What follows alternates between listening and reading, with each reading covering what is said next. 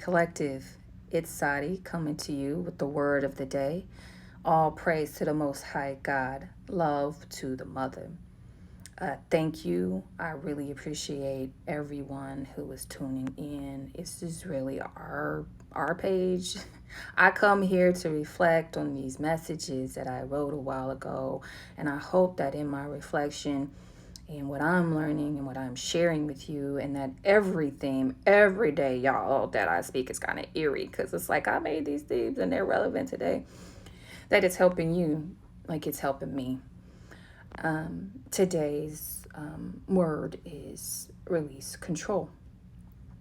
This has been one of the hardest things that I have struggled with in my entire life, but definitely more recently. Because I am a very focused, determined, ambitious woman. And anything that I set out to accomplish, I definitely will lean in fully to do that. And I think because of that, I kind of got caught up in the ego, intellectual, cognitive, more so than I really leaned into the spiritual. I spoke yesterday about it's, thy will, not my will. And what I meant by that is that we have to clear the clutter of our lives so that we can receive the divine guidance from God, so that we can be in alignment with God, so that we can flow with God. But we have to surrender in order to do it. We have to release in order to do it. And, I don't say it lightly because it's not easy, especially depending on where you're at in your ascension journey. And I think it was the most difficult, although today, y'all, I woke up reflecting like, go with the flow, go with the flow, go with the flow, don't go no more. I tell myself that every day, like, chill, child, breathe, like literally breathe. Do your affirmations. Because, no matter where you are, it's still hard. It's still hard to quiet your mind. It's still hard to give yourself the space because there's so many distractions and there's so many people trying to pull you and there's so many different things to be concerned or worried about or something wrong, right? But I think what was really, really, really hard for me was when I was at one of the darkest points in my life, and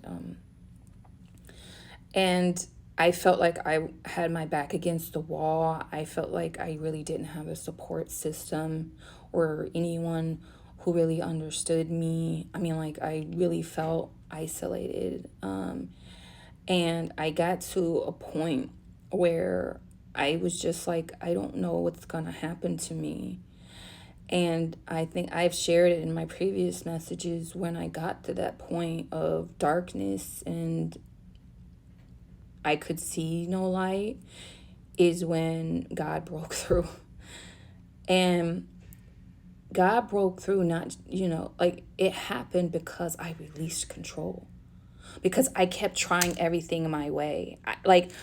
Everything bad that got thrown at me, and trust me when I say it was very bad, all the stuff that was happening to me at the time with no support, I kept on trying different things and none of them would work. It just was exponentially getting worse. And I felt like I was just getting more and more and more trapped in the situation that I was in. And I just got to the point where I was like, nothing I'm doing is working. And that's when I, closed my eyes and said, please, God, step in, please. I'm ready to listen.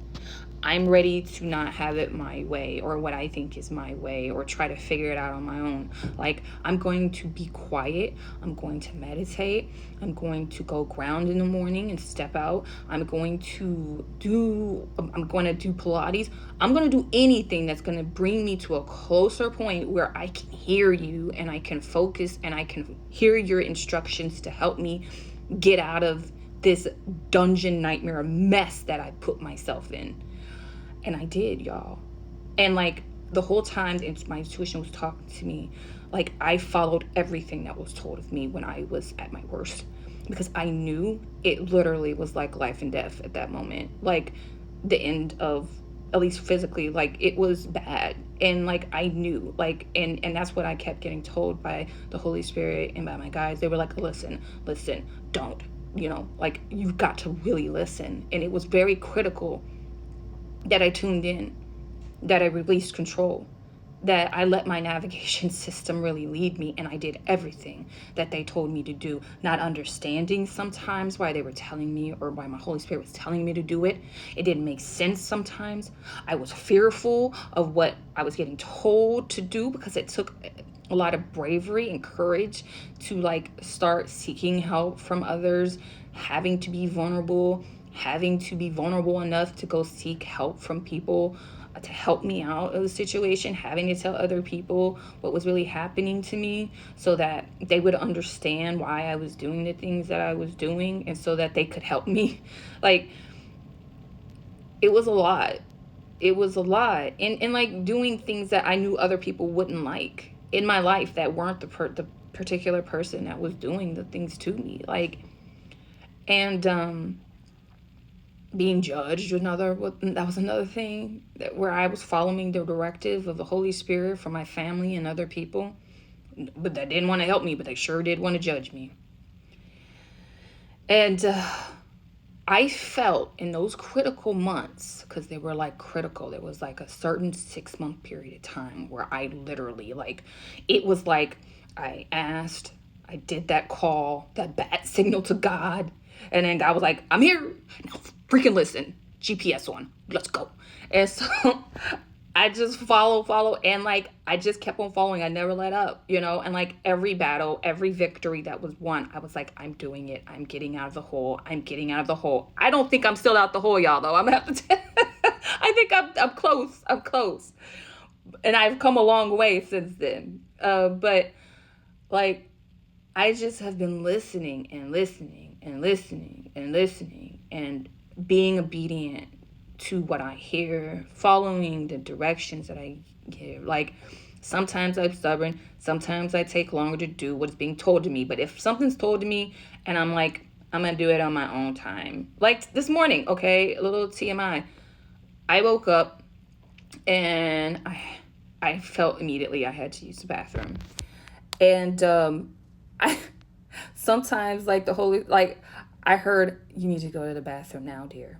Like, I literally, like, I didn't hear a voice. Like, it was just like a knowing. Like, that's how the voice is, like, it just, you need to go to the bathroom. But it was very tender. You need to go to the bathroom now, dear. And I'm like, that's my grandma. That's my answer. Like, my grandma comes through strong. My grandma rules. And I was like, all right, I'll do it. And I just sat there in bed, still working. And she was like, seriously? And I'm like, okay, all right. So also try to like listen promptly too. Like, when I was in crisis mode, like, I definitely listened very closely, okay? And I was prompt, but I need to still do that, because now that I'm at a phase where I have cleared a lot of clutter, I have stood up for myself, I have chosen myself, I have chosen to heal, I have chosen that my number one priority is to heal and build the connections and the people that I love around me, my babies, my children, my man, I almost called him my man, my divine partner, my sisters, my family. I have chosen to like really, really refine those relationships. And I'm not talking about people pleasing. I'm talking about being very honest, but being receptive to listen to them about what they need. And then to be honest to them about what I need too.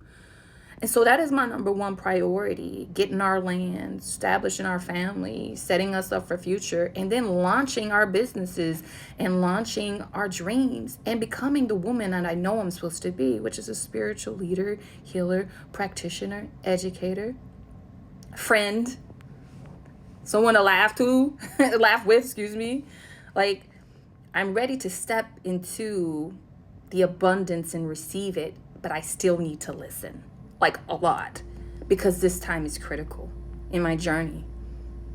You never should stop listening. You should always listen closely, and y'all should always release control and let the divine guidance chart your path. All right, y'all. Peace be unto you, and have a good day.